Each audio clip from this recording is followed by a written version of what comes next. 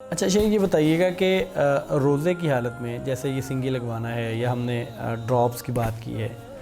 تو بیوی سے تعلق قائم کرنا کسی بھی سطح پہ، یہ اس کی کوئی گنجائش ہے یا گنجائش نہیں ہے؟ روزے کی حالت میں بیوی کے ساتھ تعلق کی کئی ایک نوعیتیں ہیں۔ ایک نوعیت تو یہ ہے کہ آپ بیوی کا بوسہ لیتے ہیں، تو بوسے کی حد تک اگر آپ رہتے ہیں تو یہ جائز ہے، اور نبی مکرم صلی اللہ علیہ وسلم سے بھی ثابت ہے۔ مسلم شریف کی روایت ہے، عمر بن ابو سلمہ رضی اللہ تعالی عنہ، انہوں نے نبی مکرم صلی اللہ علیہ وسلم سے سوال کیا کہ ایقبل الصائم، کیا روزے دار آدمی بوسہ لے سکتا ہے؟ تو رسول اللہ صلی اللہ علیہ وآلہ وسلم نے کہا سل حاضی، آپ صلی اللہ علیہ وسلم کے پاس سیدہ ام سلمہ رضی اللہ تعالی عنہ موجود تھیں، تو کہا جی ان سے آپ پوچھ لیں۔ تو انہوں نے ان سے پوچھا، تو سیدہ ام سلمہ رضی اللہ تعالی عنہ نے کہا کہ ان رسول اللہ صلی اللہ علیہ وسلم یصنع ذلک، کہ اللہ کے نبی یہ کرتے ہیں، یعنی آپ بوسہ لے لیتے ہیں، حالانکہ آپ صلی اللہ علیہ وسلم کے اگلے پچھلے سارے گناہ اللہ نے معاف کیے ہوئے ہیں۔ اور پھر اللہ کے نبی صلی اللہ علیہ وسلم نے فرمایا اما واللہ انی لاتقاکم للہ واخشاکم لہ،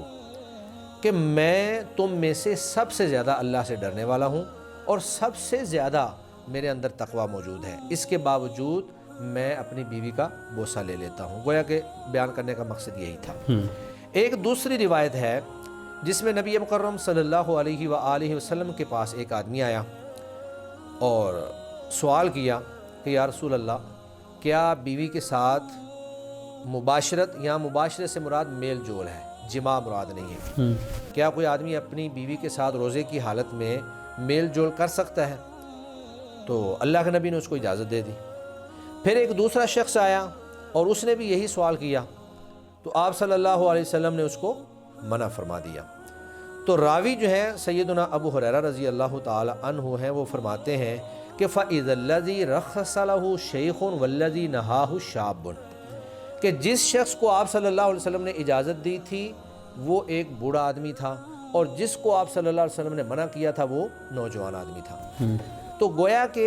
اگر تو آپ کا بوسے تک محدود رہے،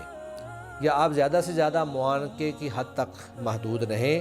اور حدود کراس کرنے تک آپ نہیں جاتے ہیں، اپنے اوپر آپ کو مکمل کنٹرول ہے، تو پھر آپ بوسہ بھی لے سکتے ہیں۔ معانقے کا مطلب گلے ملنا، گلے ملنا، جی۔ تو اگر آپ یہ سمجھتے ہیں کہ میں اپنے اوپر کنٹرول نہیں کر سکوں گا، بوسے سے آگے، گلے ملنے سے آگے جو ہے میں جماع کی حد تک چلا جاؤں گا، تو پھر آپ کے لیے بوسہ بھی حرام ہے، کیونکہ جماع کر لینے سے روزہ بھی ٹوٹ جاتا ہے اور اس کے اوپر بہت بڑا کفارہ بھی لاحق ہوتا ہے۔ اگر کوئی شخص رمضان کے روزے میں اپنی بیوی سے مباشرت کر لیتا ہے تو اس کے اوپر کفارہ ہے، اور وہ کفارہ یہ ہے کہ 2 ماہ کے مسلسل پے در پہ روزے رکھے، اور اگر 2 ماہ کے روزے نہیں رکھ سکتا تو 60 مسکینوں کو کھانا کھلائے، تو اور اس کے ساتھ پھر روزہ بھی رکھنا ہے، اس روزے کی قضا بھی دینی ہے، اور ساتھ یہ کفارہ بھی ادا کرنا ہے۔